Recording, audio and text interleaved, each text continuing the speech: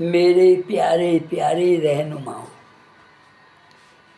पंडित जी का दवाखाना सुखी जीवन के माध्यम से अंधविश्वास को मिटाने की मुहिम जो मैंने शुरू की है, उसमें आप भी निःशुल्क जुड़ें।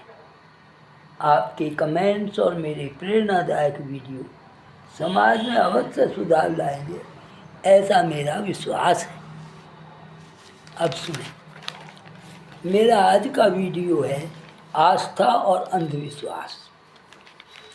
हरि ओम नमः शिवाय। मेरे प्यारे प्यारे देशवासियों, आस्था और अंधविश्वास है क्या, पहले आप इसे जानें। इस प्रश्न का उत्तर देना कठिन ही नहीं, असंभव भी है।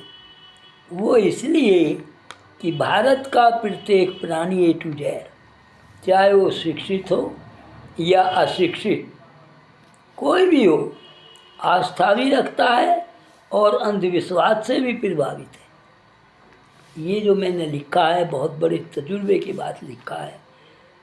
आप इस पर ज़रा ध्यान दें। चाहे थोड़ा थोड़ा हो या ज़्यादा हो, परसेंटेज कोई नहीं है। जब भी कोई प्राणी, अब आप सुनिए, मैं जो भी कुछ कहूँगा उसे सप्रमाण कहूँगा। आपको दलदल में या अंधविश्वास में नहीं फंसाऊँगा, उससे बाहर निकालूँगा। जब भी कोई प्राणी नया काम, जैसे विवाह, मकान बनाना या नौकरी शुरू करना, या जीवन में कोई कठिनाई आ जाती है, तो प्राणी के पास ये दो ही रास्ते बचते हैं। कौन से? सुनिए, आस्था और अंधविश्वास। इसके अलावा उसके पास कोई रास्ता होता ही नहीं है।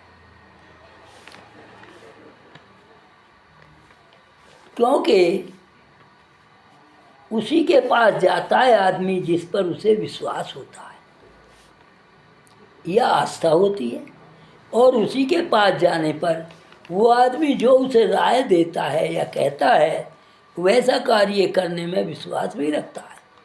क्योंकि कोई किसी के पास राय जब भी लेता है जब उसे उस पर आस्था हो, विश्वास हो। क्योंकि ऐसे समय में प्राणी के पास और कोई चारा बचता ही नहीं। इसे ही हम आस्था के साथ अंधविश्वास कह देते हैं। जहाँ धोखा मिल जाता है उसे में अंधविश्वास में जोड़ लेते हैं, जहाँ हम सफल हो जाते हैं उसे हम विश्वास में जोड़ लेते हैं और उससे दोस्ती भी कर लेते हैं। ऐसे अनेक उदाहरण पुस्तकों में और प्रत्यक्ष देखने में मिल जाएंगे।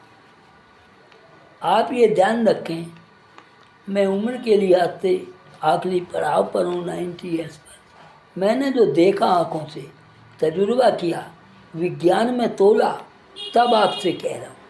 आपको कहीं भी गलत राह नहीं दिखाऊंगा। अनेक ऐसे उदाहरण पुस्तकों में और प्रत्यक्ष देखने में मिल जाएंगे। जैसे कोई MBBS इस विश्वास के साथ करता है, इस आस्था के साथ करता है कि नौकरी लग जाएगी, नहीं लगी तो अपनी प्रैक्टिस तो कर ही सकता हूँ। ये उसका विश्वास होता है, वो ट्रेनिंग में जाता है। उसकी इच्छा भी होती है मैं डॉक्टर बनूँ। आप कहेंगे ये तो ठीक ही है और सटीक भी है, इस बात में कहीं भी दो राय नहीं है, बात बिल्कुल सही है। पर जब कोई डॉक्टर अपनी नौकरी प्रथम दिन ज्वाइन करता है, अब आप असलियत पे आइए, तो उनकी माता जी कहती हैं, सुनिए क्या कहती हैं, बेटा दही खाकर और मंदिर में प्रसाद चढ़ाकर भगवान जी के दर्शन करके जाना, पहला दिन शुभ होता है। उन्हीं की कृपा से नौकरी मिली है। अब आप देखिए, कोई भी आदमी है, उसके माँ बाप से प्यारा कौन हो सकता है। उन्हें जो भी बात माता पिता कह रहे हैं, अपने बच्चे के लिए हित की कह रहे हैं। इस बात का क्या मतलब है? क्या ये प्राणी हर रोज़ दही खाकर, मंदिर में प्रसाद चढ़ाकर और दर्शन करके जाता था? इसे विश्वास कहें या अंधविश्वास या कुछ और। देखिए, एक एक शब्द को आप सुनेंगे तो आपको ज्ञान हो जाएगा कि जो बाबा कह रहे हैं इसकी गहराई क्या है। एक और उदाहरण, जब मरीज को डॉक्टर लाइलाज घोषित कर देते हैं, साथ में ये भी कह देते हैं नो मोर मतलब अब नहीं बचेगा, ख़त्म। तब मरीज के घर वालों को वही डॉक्टर जो नो मोर कह रहा था 10 मिनट पहले, ये भी कहते देखा गया है कि अब तो इसे भगवान ही बचा सकते हैं। या आपकी प्रार्थना, घर ले जाएं, सेवा करें, इसे क्या कहेंगे? अनेक बार ऐसा देखने में पाया गया, मरीज बचा ही नहीं आस्था प्रार्थना से, सेवा से, बल्कि वर्षों जिया भी। नो मोर कहने के बाद वो बचाए तो सही, और बचा ही नहीं बल्कि वर्षों तक उसने जीवन जिया। एक और आश्चर्यजनक घटना, न्यूज के आधार पर डॉक्टरों ने मृत घोषित करके मुर्दा घर लाश भेज दी। मैं वो उदाहरण दूंगा जो मेरे पास प्रत्यक्ष है, कहानी नहीं।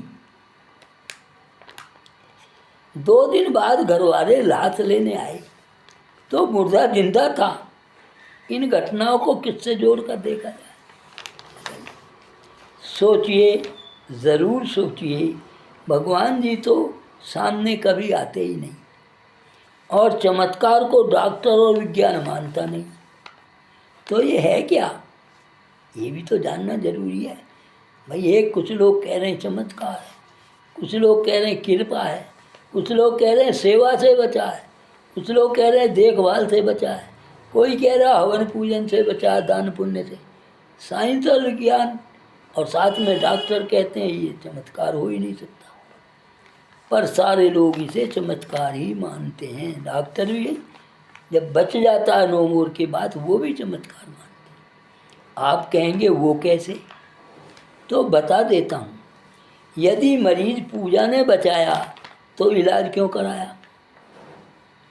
पूजा पहले ही कर लेते, आपका धन भी बच जाता। और सुनिए, डॉक्टर ने इलाज के लाखों रुपए क्यों खर्च कराए?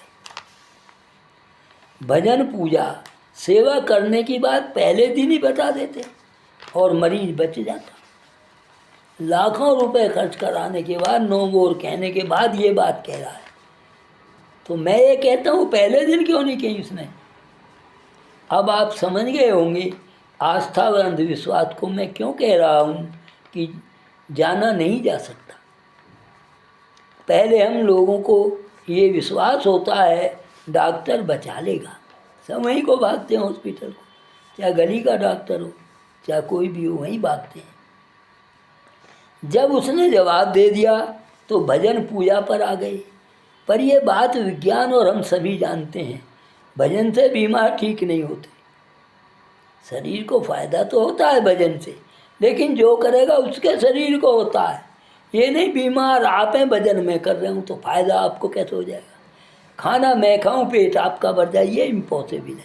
इसी को डॉक्टर और विज्ञान मानता, वो कहता है सत्य को जानो।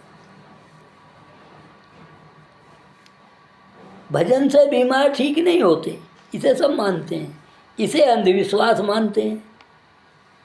पर डॉक्टर के नो मोर कहने के बाद भजन पूजा करने से बीमार तो बच गया ना, इसे क्या कहेंगे? इस गहराई में जाइए। अब आप सोचिए, मरीज विश्वास से, दवा से या फिर भजन पूजा किससे ठीक हुआ? ये कोई भी नहीं जानता। ये लाइन मैं दोबारा फिर बोल रहा हूँ कि वो मरीज विश्वास से, दवा से या फिर भजन पूजा किससे ठीक हुआ, कोई भी नहीं जानता। आप जानते हो तो कमेंट कर ज़रूर बताएं, इंतज़ार रहेगा। अच्छा लगे तो सब्सक्राइब शेयर भी करें। धन्यवाद, नमस्ते।